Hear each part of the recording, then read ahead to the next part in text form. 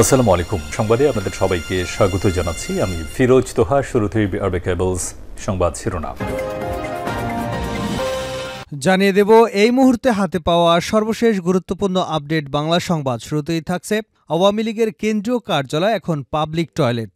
আওয়ামী লীগের কেন্দ্রীয় কার্যালয় এখন পাবলিক টয়লেটে পরিণত হয়েছে। একসময় রাজনৈতিক ক্ষমতার কেন্দ্রবিন্দু গত 4 মাস আগেও যেখানে প্রবেশ করতে লবিং করতে হতো, এখন সেখানে প্রবেশ করা তো দূরের কথা, দুর্গন্ধে এর সামনে দিয়ে হেঁটে পার হওয়া যেন দুষ্কর হয়ে পড়েছে।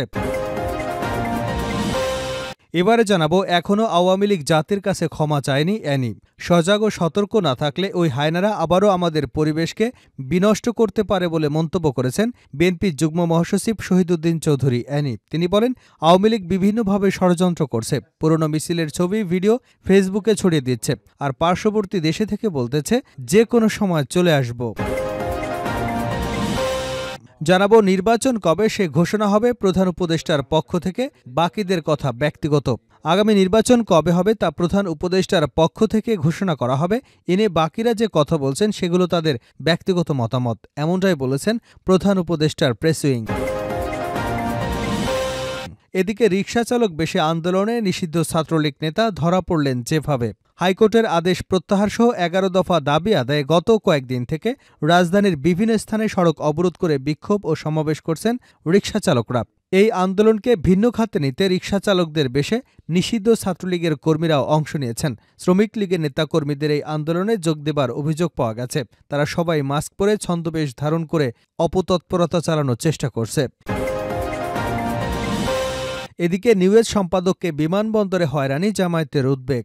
ইংরেজি দৈনিক নিউজ সম্পাদক নুরুল কবিরকে ঢাকার হজরত শাহজালাল আন্তর্জাতিক বিমানবন্দরে হয়রানির ঘটনায় উদ্বেগ জানিয়েছে বাংলাদেশ জামায়াতে ইসলামী। রবিবার জামায়াতে ইসলামীর সেক্রেটারি জেনারেল অধ্যাপক মিয়া গোলাম পরোয়ার এক বিবৃতিতে এ ঘটনায় উদ্বেগ প্রকাশ করেছেন। এবং সর্বশেষ জানাবো আন্তর্জাতিক সংবাদ। সুপারসনিক ক্ষেপণাস্ত্র ইঞ্জিন তৈরি, বিশ্বকে নতুন বার্তা চীনের। বিশ্বের প্রথম বোরন র্যামজেট ইঞ্জিন তৈরি করে সবাইকে তাক লাগিয়ে দিয়েছে চীনের বিজ্ঞানীরা। মাত্র 2 বছর আগে এই ইঞ্জিন তৈরির পরিকল্পনা নেওয়া হয়েছিল বলে জানিয়েছে চীনা কর্তৃপক্ষ। মূলত হাইপারসনিক ক্ষেপণাস্ত্রের জন্য তৈরি এই ইঞ্জিন এখন পানির নিচে ব্যবহারের জন্য উপযোগী করা হয়েছে। এর সাহায্যে দীর্ঘ দূরত্বের টার্গেটে অত্যন্ত দ্রুত গতিতে আঘাত হানা সম্ভব। এতক্ষণ শিরোনাম শুনছিলেন, এবার বিস্তারিত। প্রিয় দর্শক, আপনি যদি এই চ্যানেলে নতুন হয়ে থাকেন, ভিডিওটি দেখতে দেখতে চ্যানেলটি সাবস্ক্রাইব করে আমাদের সঙ্গে থাকুন। আর এই ভিডিও সম্পর্কে আপনি আপনার মূল্যবান মতামতটি কমেন্ট বক্সে জানিয়ে দিন। আর হ্যাঁ প্রিয় দর্শক, জানিয়ে দিন ভিডিওটি কোথা থেকে দেখছেন।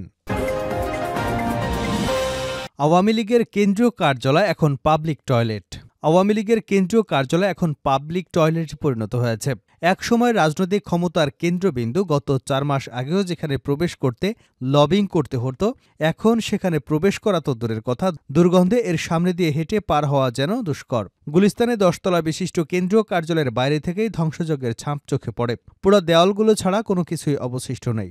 স্টিলের তৈরি নামফলকগুলো খুলে ফেলেছে বিক্ষুব্ধ জনতা। পুড়িয়ে দেওয়া হয়েছে পূর্ব পাশের ভবনটিও। পোড়া ভবনটির ভেতর থেকে বিভিন্ন ধরনের মালপত্র খুলে নেওয়া হয়েছে। নিচতলায় এখনও আগুনে পোড়া ছাই, ভাঙা কাচ, পোড়া কাঠ, স্যাঁতসেঁতে পরিবেশ। দ্বিতীয় তলার ফ্লোরে পানির সঙ্গে মিশে আছে পোড়া কাগজপত্র, বিভিন্ন আসবাবের অংশ।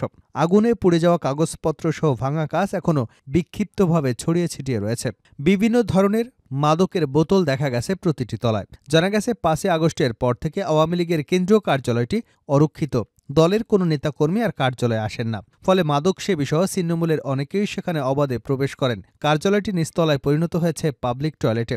ভবনে অবস্থান করা কয়েকজন ব্যক্তি জানান, তারা ওই এলাকায় রিকশা চালান। পরিশ্রান্ত হলে ভবনের উপরে কোনো এক তলায় বসে বিশ্রাম নেন, মাঝে মধ্যে খেলাধুলো করেন। তাদের একজন সোলাইমান বলেন, ভবনটির যাবতীয় আসবাবপত্র চুরি হয়ে গেছে।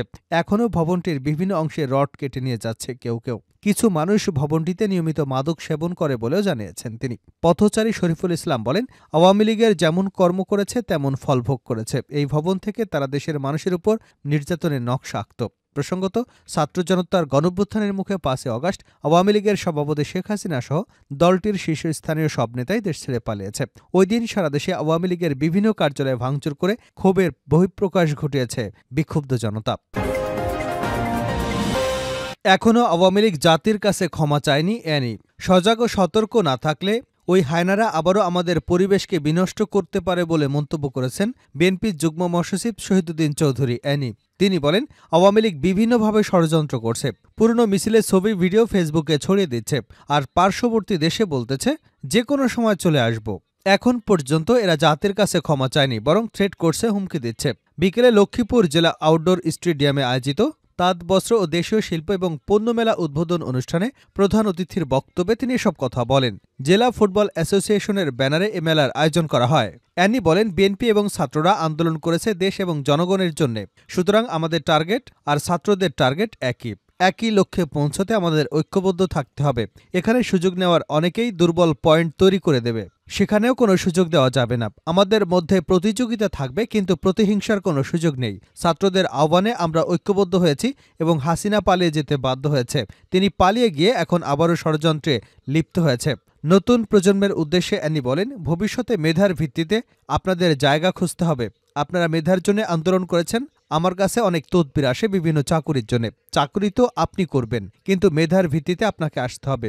সুতরাং আমার মনে হয় তদবিরটা কমিয়ে কিভাবে মেধার প্রতিযোগিতায় সেখানে যেতে পারেন সেই চেষ্টা আপনারা করবেন, যে মেধার জন্য আপনারা সংগ্রাম এবং লড়াই করেছেন।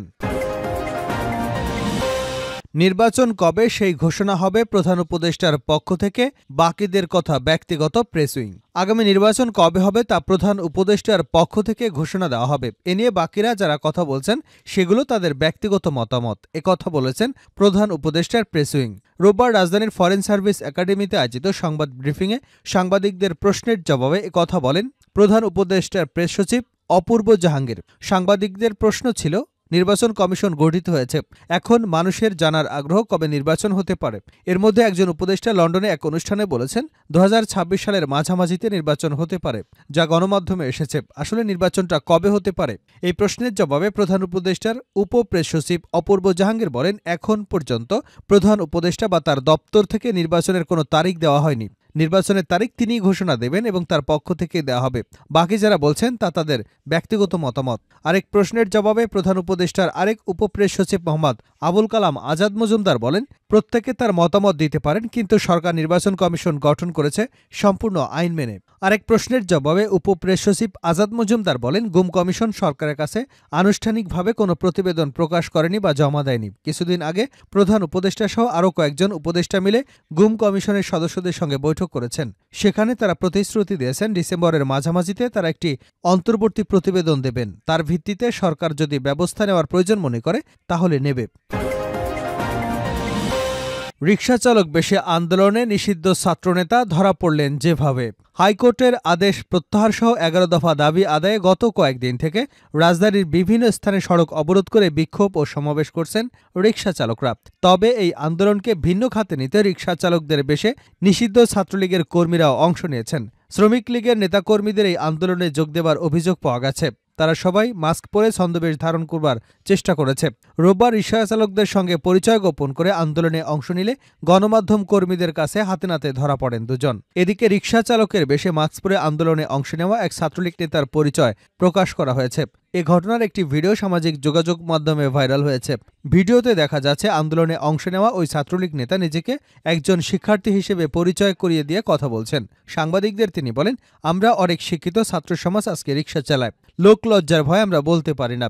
আমার পাশে যিনি আছেন তিনি তিতুমির কলেজের ছাত্র, তিনিও রিকশা চালান, আমিও রিকশা চালাই। গণমাধ্যমের সঙ্গে কথা বলবার এক পর্যায়ে ছাত্রলীগের ওই নেতাকে মাস্ক খুলতে বলা হয়, কিন্তু তিনি কোনোভাবেই মাস্ক খুলতে চাচ্ছিলেন না। পরে বাধ্য হয়ে মাস্ক খুলে নিজেকে খিলক্ষেত 43 নং ওয়ার্ড ছাত্রলীগের সহসভাপতি হিসেবে পরিচয় দেন এবং তার নাম আশরাফুল বলে জানান।